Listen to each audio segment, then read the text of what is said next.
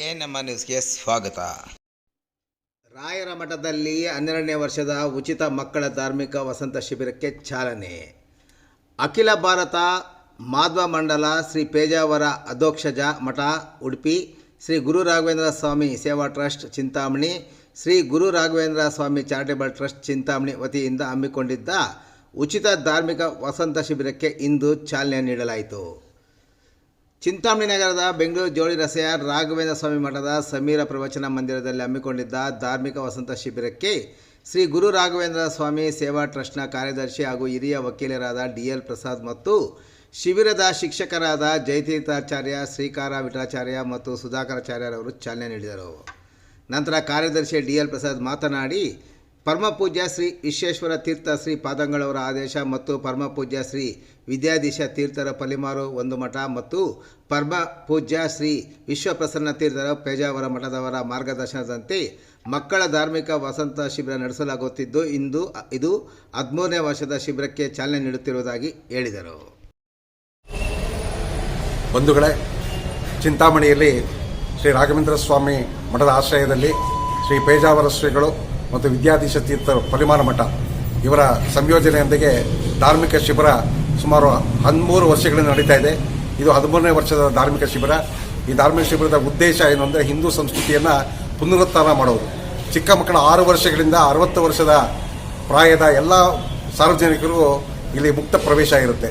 ಚಿಕ್ಕ ಮಕ್ಕಳ ಮೇಲೆ ನಾವು ಬಹಳ ಪರಿಣಾಮಕಾರಿಯಾಗಿ ಹಿಂದೂ ಧರ್ಮದ ಮತ್ತು ಧಾರ್ಮಿಕ ಸ್ತೋತ್ರ ಪಾಠಗಳನ್ನೆಲ್ಲ ಇಲ್ಲಿ ಹೇಳಲಿಕ್ಕೋಸ್ಕರ ಪೇಜಾವರ ಮಠದ ವಿದ್ಯಾರ್ಥಿಗಳು ಅಂದರೆ ಅಭ್ಯರ್ಥಿಗಳು ಇಲ್ಲಿ ಬಂದಿದ್ದಾರೆ. ಅವರು ಇಲ್ಲಿ ಪುರಾತನ ಸಂಸ್ಕಾರ, ಸನಾತನ ಸಂಸ್ಕಾರದ ಪುನರುತ್ಥಾನಕ್ಕೋಸ್ಕರ ಪಣತಟ್ಟು ಸುಮಾರು 1 ವಾರಗಳ ಕಾಲ, ಇವತ್ತಿಂದ 1 ವಾರಗಳ ಕಾಲ ಈ ಧಾರ್ಮಿಕ ಶಿಬಿರ ನಡೆಯಲಿದೆ. ಅದಕ್ಕೆ ತಾವೆಲ್ಲರೂ ನಿಮ್ಮ ಮಕ್ಕಳಂದಾಗಿ ಇಲ್ಲಿಗೆ ಬಂದು ಭಾಗವಹಿಸಬೇಕಾಗಿ ಈ ಸಭೆ ನಿಧಾನಕ್ಕೆ ಮೊಳಕೆ ಹೊಡೆಯುತ್ತೆ ಅಲ್ವಾ. ಅದು ಆ ಮೊಳಕೆ ಹೊಡೆದಾಗ ಆ ಮೊಳಕೆ ಕಟ್ ಮಾಡಿಬಿಟ್ರೆ ಬೆಳೆಯುತ್ತೆ ಗಿಡ, ಬೀಜ ಸತ್ತು ಹೋಗ್ಬಿಡುತ್ತೆ ಅಲ್ವಾ. ಪೆಟ್ಟಾಕ್ಬಿಟ್ಟು ಬೀಜ ಸತ್ತು ಹೋಗ್ಬಿಡುತ್ತೆ. ಸೊ ಅದರಿಂದಾಗಿ ಆ ಮೊಳಕೆಗೆ ನಾವು ಚೆನ್ನಾಗಿ ನೀರು ಹಾಕಿ ಬೆಳೆಸಿದಾಗ ಚಿಗುರೊಡೆಯುತ್ತೆ, ಗಿಡವಾಗುತ್ತೆ. ಗಿಡ ಇದ್ದಿದ್ದು ಹಾಗೇ ಬೆಳೀತಾ ಹೋಗುತ್ತೆ. ಕಡೆಗೆ ಅದಕ್ಕೆ ನಾವು ಚೌಕಟ್ಟುಗಳನ್ನು ಹಾಕ್ತೇವೆ, ಅಂದ್ರೆ ಕಟ್ಟೆಯನ್ನು ಕಟ್ತೇವೆ, ಹಾಕಿದ ನೀರು ಹರಿದು ಹೋಗಬಾರದು ಅಂತ. ಇನ್ನೊಂದು ಸ್ವಲ್ಪ ದೊಡ್ಡದಾದ್ಮೇಲೆ ಬೇಲಿ ಕಟ್ತಾರೆ, ಬೇರೆ ಪ್ರಾಣಿಗಳಿಂದ ಅದಕ್ಕೆ ತೊಂದರೆ ಆಗಬಾರದು. ಬಂದು ಎಲೆ ಎಲ್ಲ ಕಿತ್ಕೊಂಡು ತಿಂದೋಗ್ಬಿಟ್ರೆ ಸತ್ತೋಗ್ಬಿಡುತ್ತೆ ಅಲ್ವಾ ಗಿಡಗಳು. ಆತರ ಆಗಬಾರದು ಅಂತ ಬೇಲಿ ಕಟ್ತಾರೆ. ತುಂಬಾ ದೊಡ್ಡದಾದ್ಮೇಲೆ ಅದು ನಮಗೆ ಫಲ ಅಂದ್ರೆ ಹಣ್ಣು ಮೊದಲಾದವುಗಳನ್ನ ಕೊಡುತ್ತೆ. ಅದನ್ನ ನಾವು ತಗೊಳ್ತೇವೆ. ಬರೋರಿಗೆ ನೆರಳಾಗತ್ತೆ. ಮರದ ಕೆಳಗೆ ಕುತ್ಕೊಂಡು ಆ ನೆರಳಿನ ಸುಖವನ್ನ ಅನುಭವಿಸ್ತಾರೆ.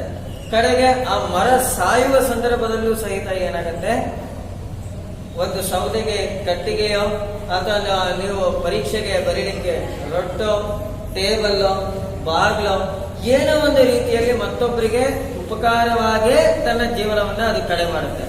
ಪರೋಪಕಾರಾಯ ವಹಂತಿ ನದ್ಯಃ, ಪರೋಪಕಾರಾಯ ಫಲಂತಿ ವೃಕ್ಷಃ, ಪರೋಪಕಾರಾಯ ದುಹಂತಿ ಗಾವೋ, ಪರೋಪಕಾರಾರ್ಥಂ ಇದಂ ಶರೀರಂ ಅಂತ ಹೇಳಿ. ಅಂದ್ರೆ ನದಿಗಳು ಹರಿತಾ ಇರುತ್ತೆ. ಯಾರು ಕುಡಿಯಕ್ ಬಂದ ತಕ್ಷಣ ನಾನು ಹರಿತಾ ಇರೋ ನದಿ, ನನ್ನ ಯಾರು ಕುಡಿಯಂಗಿಲ್ಲ ನೀವು ಅಂತ ಹೇಳುತ್ತಾ, ಇನ್ನೊಬ್ರು ಕುಡಿಲಿ, ನನ್ನನ್ನು ಸ್ನಾನ ಮಾಡ್ಲಿ, ನನ್ನನ್ನ ಬಳಸ್ಕೊಂಡ್ಲಿ ಅನ್ನುವಾಗ ಸ್ವಾರ್ಥವನ್ನ ಬಿಟ್ಟೆ ನದಿ ಹರಿತಾ ಇರುತ್ತೆ. ಪರೋಪಕಾರಾಯ ಫಲಂತಿ ವೃಕ್ಷ ಅಂದ್ರೆ ಮರಗಳೆಲ್ಲ ಹಣ್ಣು ಬಿಡ್ತಾವಲ್ಲ, ಕಿತ್ಕೊಳ್ಳೋ ತಕ್ಷಣ ಗುರುತನ್ನ ಒಳಗೆ ತಗೊಂಡ್ಬಿಡುತ್ತ ಹಣ್ಣನ್ನು ವಾಪಸ್ಸು.